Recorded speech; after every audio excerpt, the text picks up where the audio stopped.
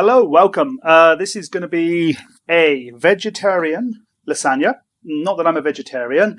You could do this with meat and I'll show you another one with meat. But the trick with this one is it's going to be ultra low carb. So that's the plan. Nothing to do with the vegetarian part. Just happens to be sometimes I eat vegetarian food. I think we all do, don't we? So what I'm going to do is a lasagna, which isn't really a lasagna because there's no pasta in it. And probably the Italians wouldn't eat a vegetarian one anyway. But basically, just going to show you how we knock up like what I call like a Mediterranean vegetable lasagna. Again, I'm calling it that. It probably isn't really called that. One trick is you can buy those trays like in Tesco's or Morrison's for £1.50 of Mediterranean vegetables. So you don't have to bother doing the bit that I'm doing now. Be honest with you, actually probably works out almost just as cheap. But a little bit more wasteful with the silver foil, isn't it? And also you can get to modify it a bit with this. For example, I'm not a massive fan of these things. Courgettes, or zucchinis as the Americans call them. So not a big fan of those. I tend to chop them up a little bit more so I don't get to taste quite so much of them. But they suit the dish, you know, and they are healthy. And one of the things we can do with this lasagna, of course, is you're going to get 1, 2, 3, 4, 5, 6 of your 5 a day. So you're plenty of veg in this. So it's a healthy meal in that sort of sense. There's going to be some cheese sauce. That's not so healthy. But, of course, it's going to be very low in carbs. So just whack those up like that. The little mushrooms here are going to upset you now because I don't really clean these very much. Just wipe a bit off. I've got the oven warming up already. What I do is 200 degrees C. So I've discovered a couple of years ago that everything in an oven is okay if it's sort of between 180 and 200 degrees C. That kind of cooks everything. I don't bother with things like souffles and stuff. I wouldn't even know where to start. But all your regular cooking, if you're somewhere between 180 and 200, it's all right. I don't know why they got the other measurements on there, really, to be honest with you. I suppose it's like you can keep stuff warm and all, or warm stuff up. I don't know. I don't care. Should just have a switch, which is on and off, and that would be about 180 degrees. Obviously, take a bit more care with meat and stuff. But again, if you're cooking it at 180, you're going to be kind of killing everything anyway. Same thing. Why I'm not worried about these mushrooms is because it's going to be killing it anyway at that sort of temperature. Just going to chuck those into a little pan over here and do a few more. I like onions. The red ones are slightly, obviously you know this, aren't you? They're slightly sort of sweeter or slightly less pungent. And personally, I quite like white onions. One thing you can do, and I quite like doing, is if you get a white onion, chop it up a bit like I'm going to chop this one up. Whoops. Chop this up a bit like I'm going to chop this one up. Just white onion, fry it in some butter. Get some mushrooms a bit like I had then. Fry them in some butter as well, separately.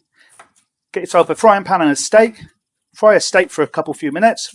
Quite like mine cooked properly, which is kind of medium rare to medium rare. I don't want it burnt. And then you can get yourself like a lovely bit of dinner in, a matter of sort of like about 10 or 15 minutes. I mean, the slowest part is chopping up the onions, really, isn't it? But also with that, you get 2 of your fruit 5 a day. You know, a whole white onion chopped up, fried in butter. You know, keep the bits fairly big, and then a good handful of mushrooms fried up. Again, in butter, which is not great. So don't have that sort of food every day. But my goodness me, it's a real kind of treat. And I can't afford steak every day either. But again, it's a nice treat, isn't it? And an easy dish that you can knock up yourself. Cheaper than a takeaway. I mean, if you think about, a steak, onions and mushrooms, no carbs with that. That's what I'm getting at. Steak, onions and mushrooms. You're looking at, I don't know, it'd be like 3 or 4 quid for the steak, onions and mushrooms. Less than a fiver, isn't it? Less than a fiver. You're not going to get much from a takeaway for less than a fiver. And whatever you get from a takeaway is not going to be as healthy or as tasty as a fresh steak fried in butter and onions and mushrooms, So there's something to be said for this home cooking lark. It'll be a miracle if I don't cut my finger, yeah? So you can take bets on whether I'm going to cut my finger. That was badly done. These are good because they kind of like got a lot of fiber in them. Oh, yeah, by the way, before you kind of get critical about the fact that, and people say this to me all the time, oh, well, vegetables have got carbs on them. I don't try and not eat carbs. What I try and do is I can't eat that many carbs because of the effect on my blood sugar. So I try and minimize it. And then I go for these complex ones. So the ones in fruit and veg and stuff are what they call complex carbohydrates. And these peppers apparently are quite good for that. I'll have to try and get my eldest daughter to explain what the heck that all means, because she's pretty good on the science stuff. But basically, the few carbs that there are in vegetables are kind of bound up in all the fiber and all the nutrients that you get. And so they're slower releasing, so they don't give your body a shock of carbohydrate. In other words, a shock of sugar. They're kind of like they're like as far removed from refined sugar as you can get, yet still being a kind of sugar. They're all going over there in a big pan. I'll bring that back in a second. These tomatoes, I like these salad tomatoes, but you could probably just use little tiny ones. Then you wouldn't have to cut them up. I like these. I'm going to save a couple as well to put on top. My attempt at being artistic is to put a couple of little tomato rings on top. I think I'm being smart when I do that. Doesn't really well. It does actually taste nice because they then kind of roast up a bit more. Got to watch them though because they burn you like crazy if you bite them because you've been impatient about waiting it to cool down. There we go. The one thing I've forgotten, I'm going to grab some in a second, is a little bit of garlic, and we'll throw a little bit of garlic in there as well. Now, people are often a bit nervous of garlic. Understandably, it's quite strong. But don't be shy of it. I think you'd give them a... God, they make this look good on the telly, don't they? What have I got here? The strongest garlic known to man. There we go, right. Holy heck, that made a mess, didn't it? Probably just use garlic granules. No, fresh garlic's better, isn't it? So, right. In Cajun cooking, they call this the Holy Trinity, which always makes me laugh. So they have bell peppers, or what we call those red peppers over there, and then they have onions, celery, and garlic. They call it the Holy Trinity of cooking. And of course, you'd notice as well as I have, that's 4 things, and they tell you that it's the Holy Trinity plus the Pope. Okay, so you've got the Holy Trinity of cooking there, plus the Pope. We haven't used any celery in this dish, but then again, we're not cooking Cajun food. But don't be shy. Why am I saying don't be shy of garlic? Garlic doesn't really... We've got this obsession, I think, haven't we, that garlic stinks. And it kind of does. If I was now to try and eat this, I'd make myself feel sick probably. If I was to rub this like I'm doing all over my fingers, they are going to smell. But garlic, once it's cooked for a while in a meal, really loses all of its strong smell. Just adds flavour. And let's face it, garlic here is pretty healthy. It's got a lot of detoxifying or whatever they call them properties. So this is good for you. What I got there is good for me. Yeah, that's good for me. Okay.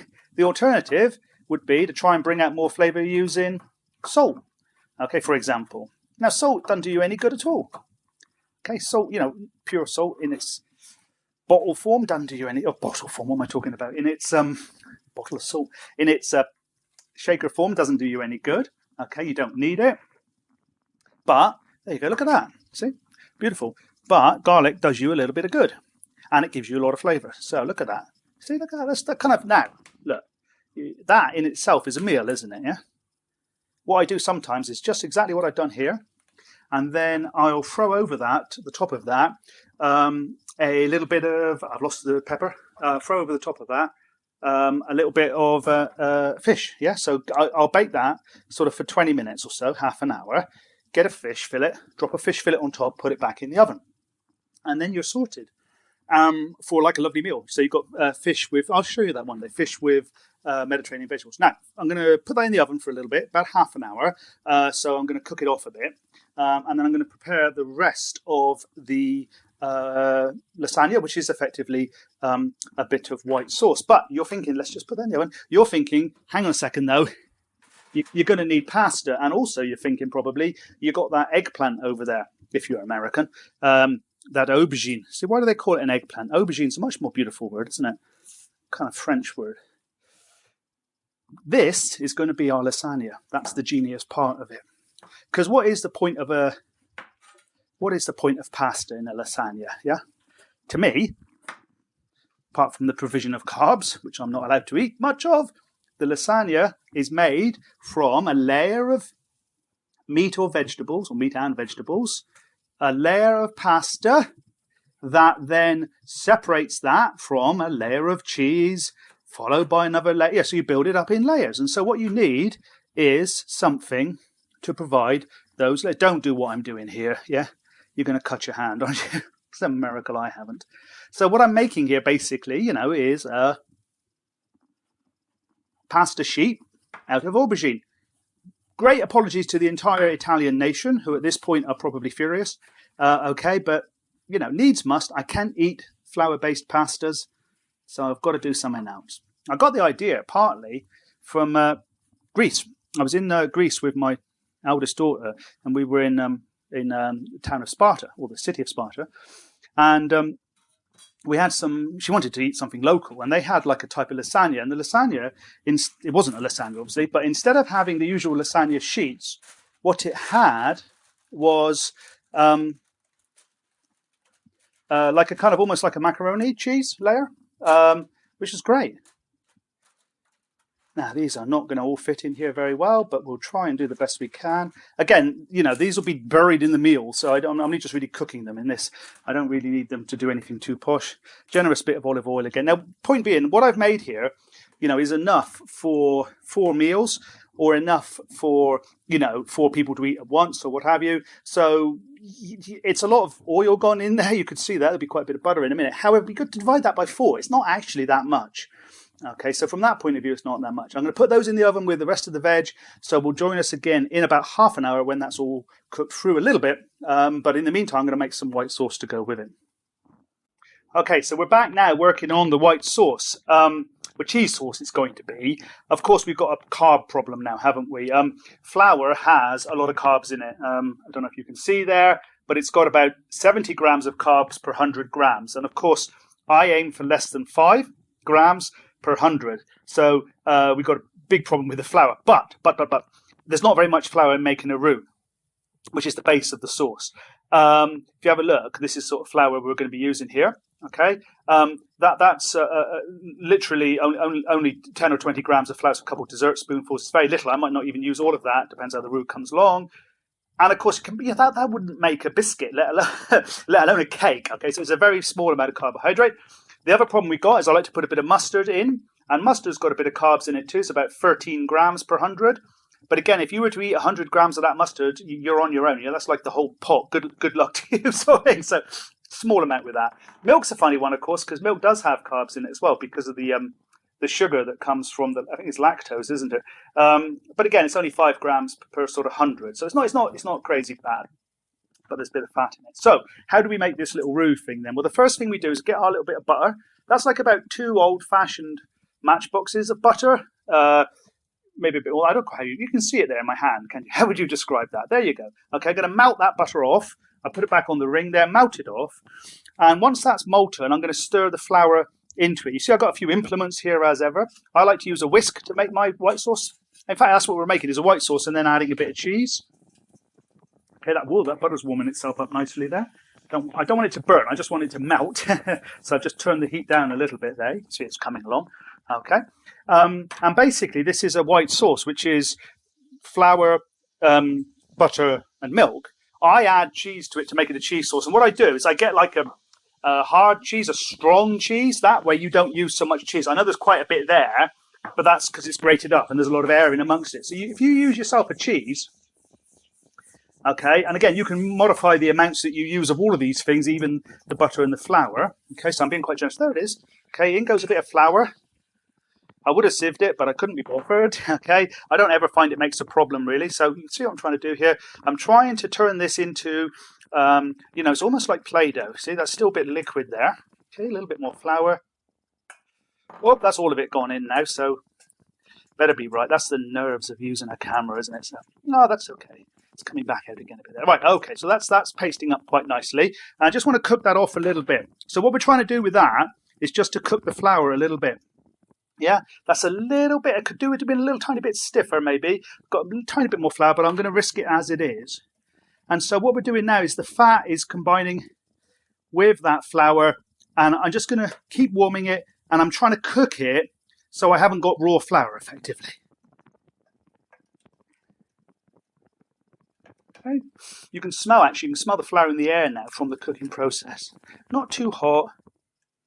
Cooking this, a little bit like trying to cook scrambled eggs or something. You know, you're trying not to burn anything, but at the same time, just making sure it's heated through. Again, that roux could do with being a tiny bit thicker, but we're going to risk it today. That's like famous last words, isn't it? We're going to risk it. I think that'll be on my tombstone. Okay, so just trying to cook that. I've been known to taste it, right? But you have to be super careful because it's really, really blinking hot. Liquid butter, yes, really hot, but that's okay, yeah. So what you want is it not to, have too floury. You must have had raw flour at one point in your life. Not too floury. Okay, there you go. Now, next trick is just to introduce some milk to it. Some people say you should warm the milk first. Some people say you shouldn't. Life is full of people like that. I just do what I do. I've tried both. And I just now use it cold because life is too short to warm stuff up, really. If I had a microwave here, might just slip it in the microwave, I suppose. But in my borrowed kitchen, I have no microwave, so never mind. Okay, right. What I'm doing there is just trying to get that spoon cleared. That's gone off into the sink. I can switch to my wrist now, a little bit more milk. And what I'll start to do is to mix it up with the whisk on the heat and off the heat, on the heat and off the heat, because I'm trying not to burn anything. It looks like porridge, first of all. You do get to the point where you panic and think, oh no, that can't be right. It's like wallpaper paste, it's like glue. Keep adding a little bit of milk, keep stirring it, and keep using, as I said, the whisk. Oh no, best way. The oh no that time, you probably missed it off camera, was that I managed to flick a bit on the hob. Keep it going with a whisk. Massive apologies to any professional chefs out there. I have never said that I'm a professional chef or even close. I don't pretend to be. I'm just someone cooking at home and doing the best I can. I respect what you do and love what I do when I come out to the restaurants and pay for it, and I happily do that. But, I can't do it every day. Can't do it every day, and I just get by. I've lived this long, granted with a few health problems, but none of those were caused by the way I eat. And so I think my cooking does okay. Survival cooking, this could be called. Surviving in an urban environment. Be like the Bear Grylls of the urban environment. Surviving in Morrison's and Tesco's, that's what I do. How to survive life in the urban environment. So I'm just adding more milk, stirring, adding more milk, stirring, adding more milk, stirring. Okay, now it's gone back to a liquid. I've got about a pint of milk there. I'm using whole milk, tastes slightly better, but again, you can always change this down for something a little healthier if you want to. Okay, I'm going to try and keep stirring that whilst opening a pot of mustard, which is nearly impossible. And I'm going to get a little spoon here, grab a little spoon, and drop in a teaspoon of mustard. Fair bit. Okay, again, up to you, up to taste really. I find the mustard brings out the flavour of the cheese in the same way that you would have cheese and mustard. Or maybe not. Maybe when you have cheese, and you don't have mustard, you don't like cheese with a bit of piccalilli. Oh, you don't like cheese with mustard, in which case, don't do it. That's the beauty of cooking it yourself. Just do whatever you like. Make it up as you go along. I clearly am. So, just letting that thicken. So what's happening now is the flour and the fat, I think, is thickening the sauce. I'm not 100% sure what's happening at a chemical level, but something is happening. And we just keep that going, keep stirring. You can see, now, for you experts out there that's worried about my lumpiness, there's no lumps in that. Okay, so despite not sieving the flour, despite my rather cack-handed cowboy way of doing things, that's a nice white sauce you've got there right now. I'm going to keep cooking that. Taste it occasionally. And just, okay, there's plenty of mustard in that. I just need to warm that through now. So whilst I'm doing that, I'll just talk a little bit more about what we're trying to do here. Okay, what we're trying to do is to create a kind of healthy lasagna, which is also a little bit luxurious. You know, I've not worried too much about the fact that we've got cheese in it. And again, by using the hard, strong cheese, you use less of it. You can see that I was reasonably generous with the olive oil because, again, why not? You know, it's not that bad a thing. Also, this hasn't taken too long to prepare. You noticed I did the veg a second ago. Those are all like warming away nicely in the oven. I'm now just sorting out this bit of cheese sauce, which is a bit annoying because you can hear in the background me constantly stirring it. But at the same time, you know, I could have bought one. Yeah, I've looked around at the carb contents of some of those cheese sauces in the shop, and they're not too bad. But again, it's, you know, it's money. It's the pride of doing it yourself. It's altering the flavors a little bit, isn't it? So this cheese sauce is really cheap. It's just a pint of milk, isn't it? And some about half a block, 3/4 of a block of hard cheese. I bought like a generic one in the supermarket, £1.70 I think it was, but it was the one suitable for vegetarians. Again, I'm not a vegetarian, but I spot these things and I have like an interest in food nowadays. And I was quite amazed by that. I didn't realise that cheeses weren't vegetarian. You kind of think, oh well, you know, if you're a vegetarian, you can eat cheese, but they've got bits of animal enzyme or something in them.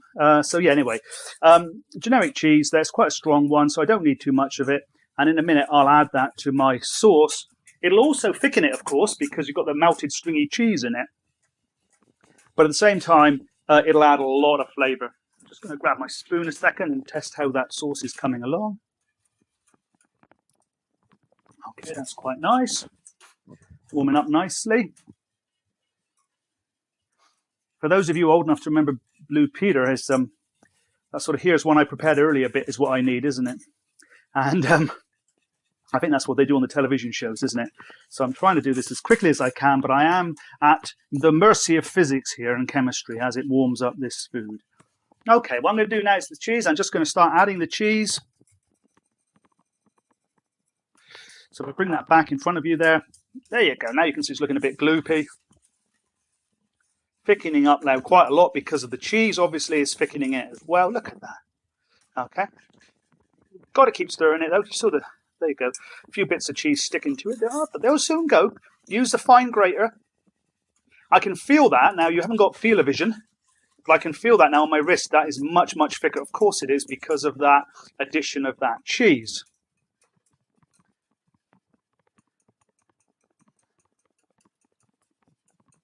Okie dokie. A little bit more of the cheese.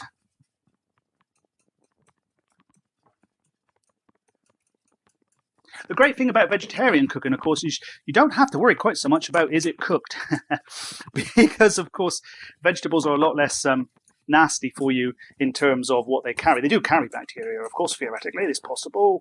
But compared to meats, you're far less likely to get food poisoning with vegetarian meals, which is kind of cool, isn't it? And also, you know, cooking stuff, vegetarian stuff, like I did at 180 degrees, you know, that's enough to kill all the bacteria in a meat dish, you know. So sure as heck's going to be all right for a vegetarian dish. So like I said earlier, 180 to 200 degrees, fan-assisted oven, 180, I guess. That's what they like to say, isn't it? Okay, so I'm going to just put that to one side a second. And what I'm going to do now is bring out the roasted vegetables.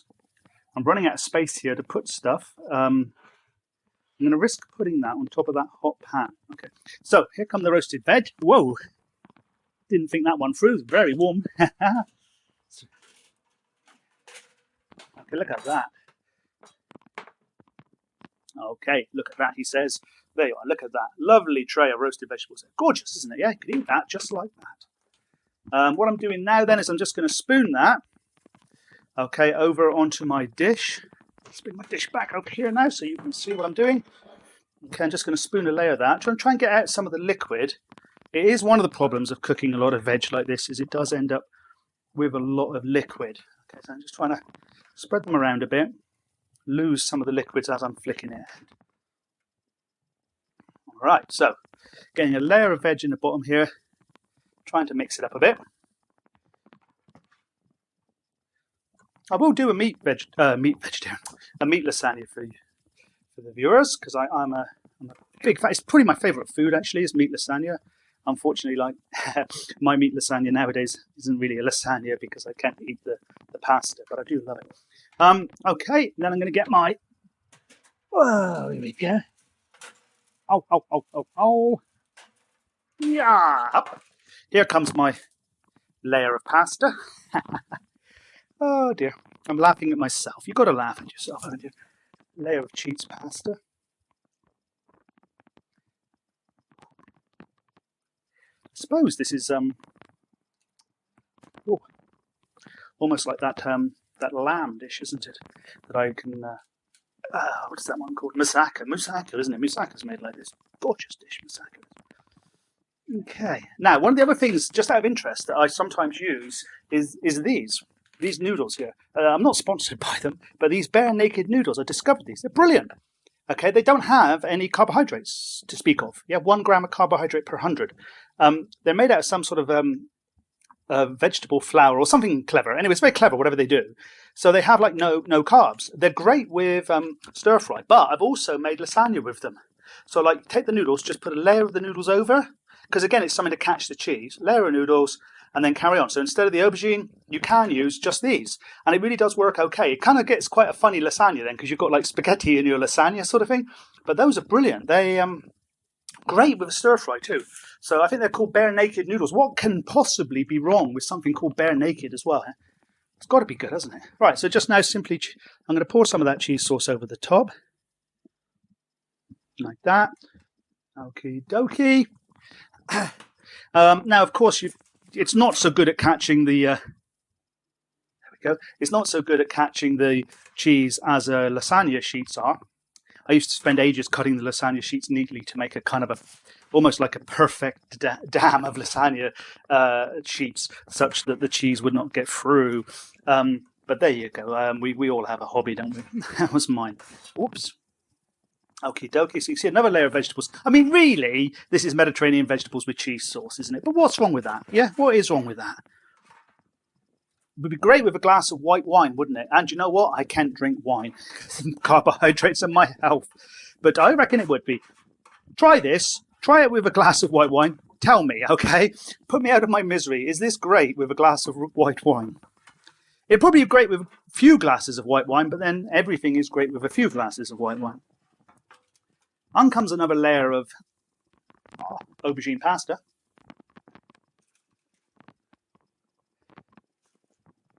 Ooh. Okay, the old oops, because I'm burning my hands, because I'm kind of rushing. There we go. Now again, I think I could have done with a bit more aubergine, couldn't I? You reckon? Never mind. Things are what they are, aren't they? So on comes some more of that cheese sauce.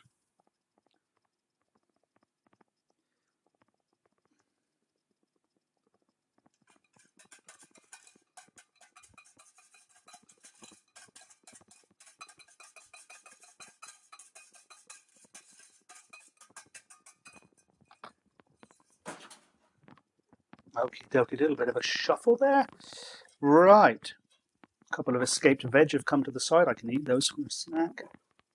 A bit of that. What I'll do now is grate up a little bit more cheese and drop that over the top. And I'll cut some of those tomatoes and just put little rings of tomatoes on the top. I'm going to just leave that though. I'll eat that later. Won't eat it now. Just let that settle for a bit. On goes a bit of grated cheese later. A couple of tomatoes.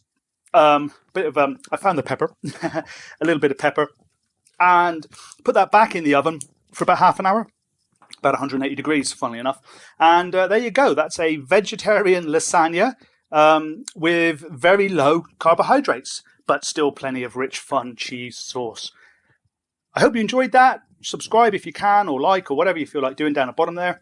I'm going to do a few more dishes like this. They're all going to feature low or no carbs, okay? So like I said, it's all for fun.